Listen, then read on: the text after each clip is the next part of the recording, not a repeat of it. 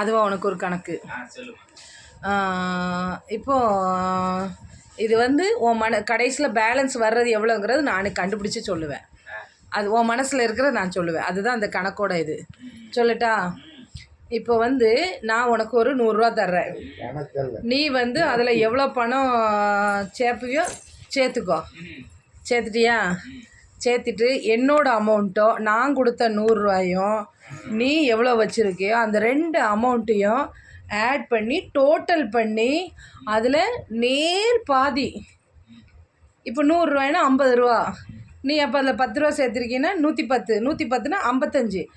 அந்த மாதிரி நேர் பாதி வந்து நீ வந்து தானம் பண்ணிடணும்.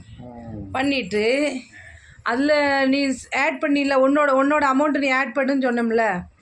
இப்போ நான் கொடுத்ததில் பாதி இருக்குல்ல, அந்த பணம் இல்லை, நீ ஆட் பண்ணதில் அந்த நேர் பாதி போட்டுட்டு உன்னோட அமௌண்ட்டை மட்டும் நீ வச்சுக்கிட்டியா?